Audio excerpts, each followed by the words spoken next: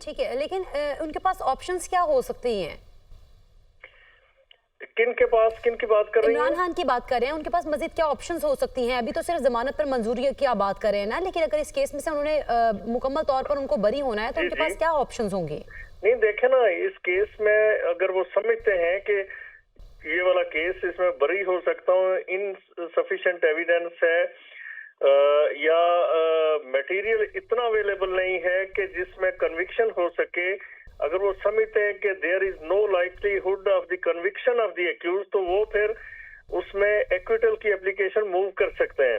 لیکن میرا خیال ہے ایسا نہیں، چونکہ یہ نیچے ان کی ضمانت نہیں ہو سکی، تو مطلب یہ ہے کہ اس سے واضح یہ ہوتا ہے کہ سفیشینٹ میٹیریل بھی اویلیبل ہے، اور یہ جب ان کا اس کیس کا ٹرائل ہوگا تو ٹرائل کے بعد پھر اس کی سزا اور جزا کا فیصلہ ہو سکے گا.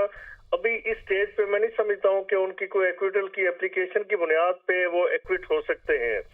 تو یہ جب اس کا مکمل ٹرائل ہوگا، ایویڈنس آئے گی، ایویڈنس میں اگر کوئی ڈاؤٹس ہیں، ڈینٹس ہیں، ایویڈنس کو اگر آپ شیٹر کر دیتے ہیں پروسیکیوشن کی، تو پھر آپ بری ہو سکتے ہیں. ضمانت کے سٹیج پہ دیکھا جاتا ہے کہ سلائٹسٹ ڈاؤٹ، لیکن جو ٹرائل کا کنکلوژن ہے اس وقت بری کرتے ہوئے ریزنیبل ڈاؤٹس کی بات کی جاتی ہے، لا یہ کہتا ہے.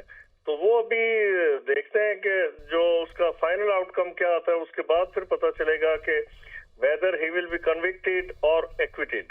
ٹھیک ہے، لیکن راجہ خالد صاحب اگر ہم اس کیس کو دیکھیں تو جسٹس میاں گل حسن اورنگزیب نے بھی آج ریمارکس دیے اور انہوں نے کہا کہ بانی پی ٹی آئی کو تو اس کیس سے فائدہ ہی نہیں پہنچا ہے، کیونکہ اگر دیکھا جائے تو رسیدوں پر نام جو ہے وہ بشرا بی بی کے ہیں، تو ان کا ان سے کوئی لنک نہیں ہے اس طرح سے براہ راست اگر دیکھا جائے تو.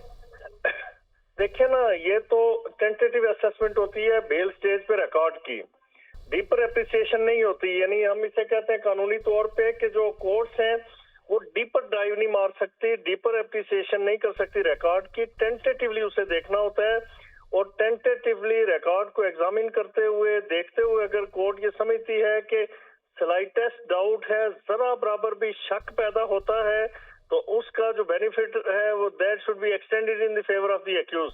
تو ایسا ہی اس میں ہوا. تو اب دیکھتے ہیں کہ یعنی میں آپ کو بتاؤں کہ ایون مرڈر کیسز میں ہوتا ہے کہ بندے کی ضمانت ہو جاتی ہے.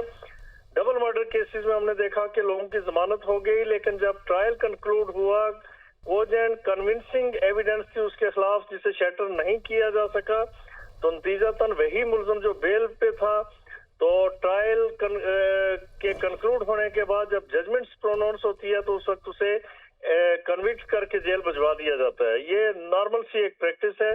تو میرا نہیں خیال کہ آج یا کل ان کی اگر اس کیس میں مچلکا چلا بھی جائے، ان کی شورٹی داخل بھی کر دی جائے، تو وہ رہا ہو سکتے ہیں. صحیح ہے، یعنی کہ اس میں آپ کو لگ رہا ہے کہ وہ نہیں رہا ہو سکتے اگر شورٹی ہو بھی جائے، کیونکہ سلائٹلی سا بھی آپ نے کہا ہے کہ اس میں ڈاؤٹ ہو سکتا ہے. ٹھیک ہے، ہمارے ساتھ رہے گا عدیل بڑائی. نہیں، وہ سلائٹسٹ ڈاؤٹ تو ہوا، اس کی بنیاد تو ان کی بیل ہو گئی. جی میرا کہنے کا مقصد یہ ہے کہ اس کیس میں اگر ان کی شورٹی، ان کے ضامن اگر ضمانت بھی داخل کر دیتے ہیں، چل کے ضمانت داخل کر دیتے ہیں، باقی جو کیسز ہیں نا ان میں وہ ظاہر ہے ان میں ان کی بیل نہیں ہوئی، کافی سارے کیسز ہیں، لہٰذا وہ فوراً باہر نہیں آ سکتے. اور بیل کے آرڈر میں لکھا ہوا ہوتا ہے، کورٹ لکھتی ہے یہ کہ دی ایکیوز شیل بی ریلیزڈ